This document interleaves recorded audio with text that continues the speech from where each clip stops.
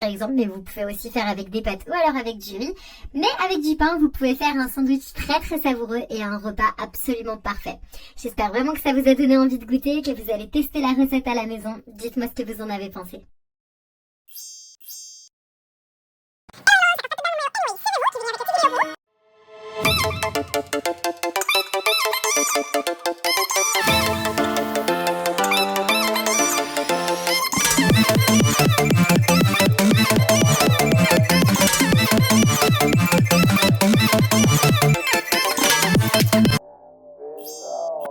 Astuce et recette de grand-mère, le secret d'une viande tendre et juteuse. Cuisiner, commencez par mettre 500 g de bœuf dans un bol.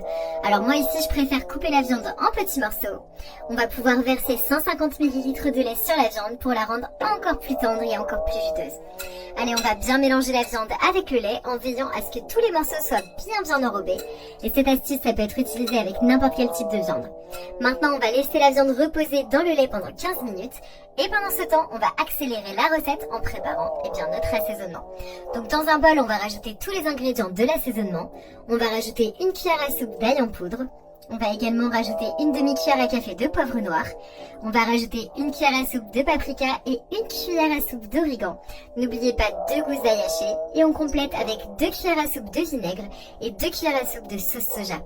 Allez, on mélange bien le tout et on n'a plus qu'à réserver la préparation.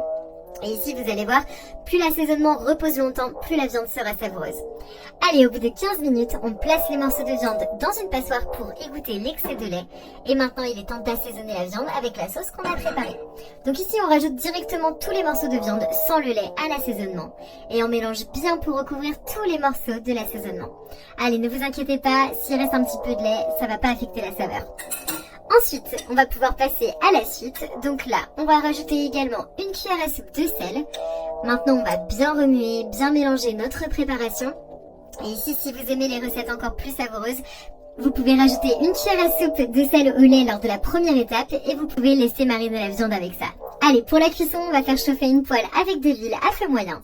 On va rajouter notre viande assaisonnée et on va la faire cuire en remuant de temps en temps pour éviter qu'elle ne brûle. Donc ici, plus vous remuez, plus la viande sera cuite uniformément et la viande va changer de texture et de couleur au cours de la cuisson. Donc si vous préférez ici une viande saignante, vous la faites cuire à feu vif et un petit peu moins longtemps. L'essentiel ici, c'est de bien contrôler la température de votre feu. Donc là, pour cette étape, on va pouvoir rajouter d'autres ingrédients pour rehausser la saveur de notre viande. Donc ici, on va rajouter un poivron jaune. On va également mettre un poivron vert et un poivron rouge. Et on va rajouter un oignon qu'on a coupé en tranches.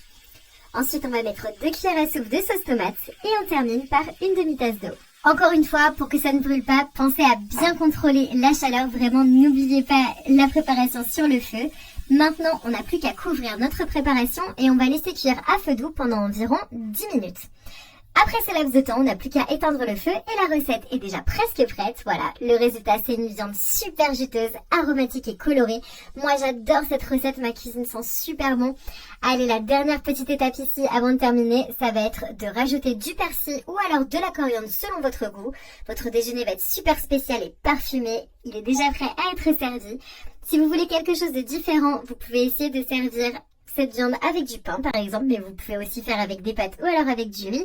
Mais avec du pain, vous pouvez faire un sandwich très savoureux et un repas absolument parfait. J'espère vraiment que ça vous a donné envie de goûter, que vous allez tester la recette à la maison. Dites-moi ce que vous en avez pensé.